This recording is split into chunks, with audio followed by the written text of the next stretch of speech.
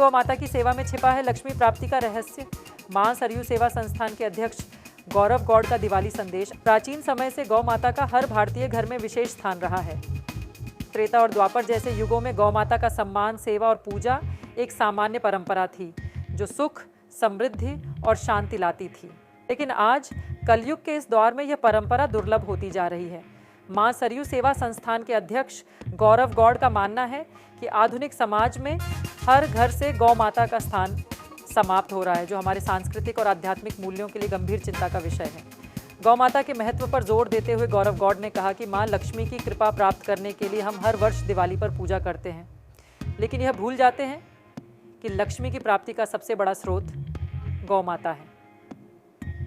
उनका कहना है कि कार्तिक मास में गौ माता की सेवा करने से घर में सुख, समृद्धि, धन धान्य और शांति का आगमन होता है।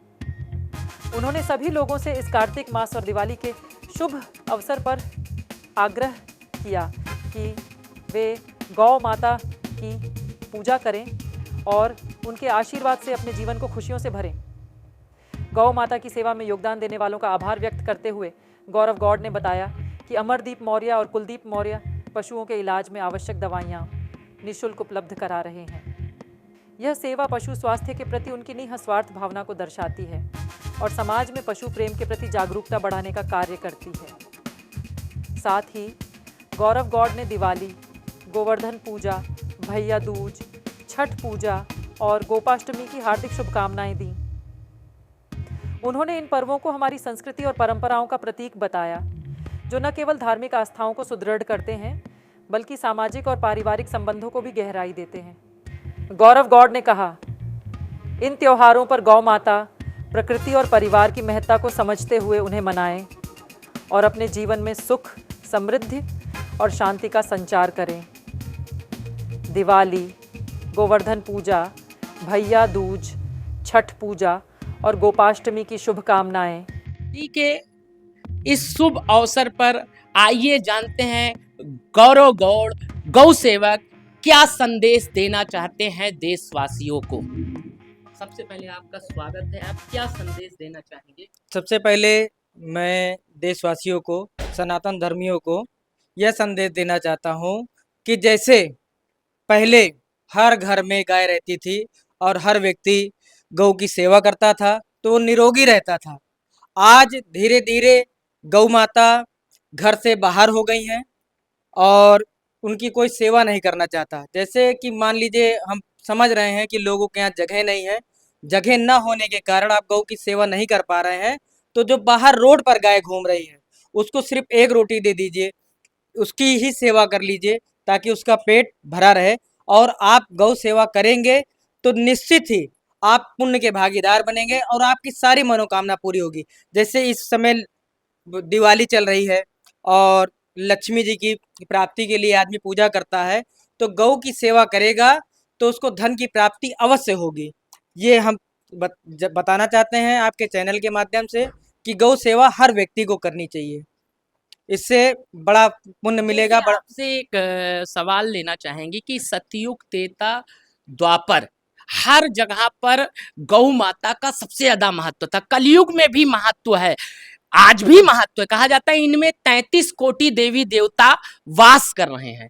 लेकिन कल लक्ष्मी पूजा है, लोग लक्ष्मी पूजा तो करना चाहते हैं, लक्ष्मी की अभिलाषा तो चाहते हैं, लेकिन जिनमें सभी देवी देवताओं का वास है और आप प्रत्यक्ष हैं, आपके साथ भी बहुत सा चमत्कार गौ माता ने किया है, तो उसका थोड़ा सा प्रकाश भी डाल दीजिए, लोगों को संदेश दीजिए कि कलयुग में भी उतना ही महत्व है।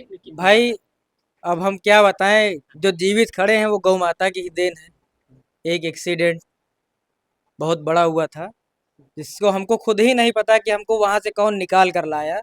हम जब खड़े होकर देखे तो हमको एकदम सेफ। कि जैसे अभी महाराष्ट्र सरकार ने गौ माता को राष्ट्र माता घोषित किया है। मुख्यमंत्री योगी आदित्यनाथ जी एक संत हैं, मुख्यमंत्री का पदभार संभाल रहे हैं। 2027 से पहले गौ माता को राज्य माता घोषित करने के लिए आप क्या कहना चाहेंगे? परम पूज्य आदरणीय योगी आदित्यनाथ जी गौ सेवक हैं, वो गौ माता की पीड़ा को समझते हैं, तो इसलिए उनसे हम चाहते हैं कि गौ माता को वो राज्य माता घोषित कर दें। सन 2027 से पहले, ये चुनाव आने से पहले वो गौ माता को राज्य माता घोषित कर दें, तो बहुत ही अच्छा रहेगा, क्योंकि साधु सन्यासी ही गौ माता की अगर पीड़ा को नहीं समझेगा तो कौन समझेगा। जी राजनीतिक व्यक्ति तो गौ माता की पीड़ा को समझने वाला नहीं है। वो गाय कटे, गाय बिके, गाय भूखी रहे, गाय मर जाए, मगर वो योगी है, सन्यासी हैं, इसलिए उनसे हमें ज़्यादा उम्मीद है कि योगी आदित्यनाथ जी इन सारी चीज़ों को समझेंगे, हमारी भावनाओं को समझेंगे, क्योंकि उनकी भी भावना है। वो भी 3:30 बजे रात में उठकर गौ माता की सेवा करते हैं। आज गौ माता की कृपा से ही वो मुख्यमंत्री बने हुए हैं। जी तो उस चीज़ को उनको समझना चाहिए, गौ माता को राज्य माता उनको घोषित करना चाहिए। जैसे महाराष्ट्र सरकार ने किया है, वैसे यूपी सरकार को भी कर देना चाहिए गौ माता को राज्य माता घोषित।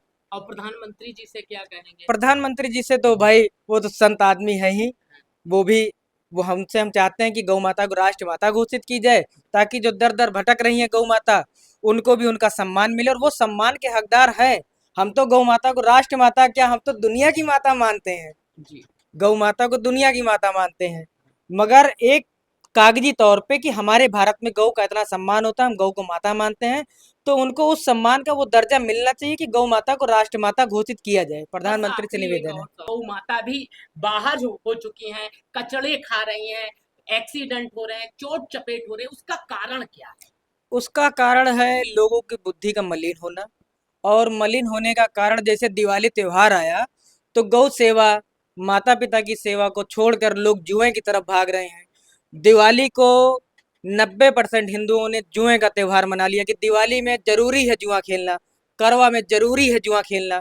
तो इससे बुद्धि लोगों की मलिन हो गई है। मैं एक संदेश देना चाहता हूँ, सिर्फ 1 साल लगातार गौ माता की सेवा कर लें, उनकी बुद्धि का विकास होगा। वो स्वयं ही सारी चीज को जानेंगे कि क्या सही है क्या गलत है, हमको कौन सा कार्य करना चाहिए, किस कार्य से हमारी उन्नति होगी और किस कार्य से हमारी दुर्गति होगी। 1 साल सिर्फ गौ माता की सेवा करने से उनकी सारी बुद्धि खुल जाएगी। उनको स्वयं पता चल जाएगा कि हमको दिवाली में जुआ नहीं खेलना है, होली में शराब नहीं पीनी है, दुर्गा पूजा में शराब नहीं पीनी है। वो मलिन हो चुकी बुद्धि, बुद्धि को शुद्ध करने के लिए उनको 1 साल, सिर्फ 1 साल निरंतर गौ माता की सेवा करनी पड़ेगी। और गौ सेवा नहीं करेंगे तो निश्चित तौर से उनका किसी भी तरह का प्रपंच से, किसी भी तरह के ढकोतले से उद्धार नहीं होना है। जी बस दिवाली है, दिवाली के बाद जो है गोवर्धन पूजा आएगी, जो है जी जी जिसको अन्नकूट भी कहा जाता है, गाय से उसका ही महत्व है। जी फिर जी भैया दूज आएगा, भैया दूज के बाद जो है छठ पूजा आएगी, छठ के बाद गोप अष्टमी आएगी। तो उस पर आप पूरे देशवासियों को अपनी संस्था की तरफ से क्या संदेश देना चाहेंगे और कैसी कामना करना चाहेंगे देश के प्रगति उन्नति की? जैसे कि माँ सरयू सेवा संस्थान परिवार की तरफ से आप सभी को दीपावली की हार्दिक शुभकामनाएं, भैया दूज की हार्दिक शुभकामनाएं। ये जो त्योहारों का सीजन चल रहा है, कि आप सभी के घर में ये त्योहार उन्नति लाए, प्रगति और खुशियाँ लाए। मैं गौ माता से यही निवेदन करता हूँ, यही प्रार्थना करता हूँ कि समस्त लोगों का कल्याण करें। इस त्योहार में उनकी खुशियाँ 4 गुना बढ़ती रहें। जय गौ माता।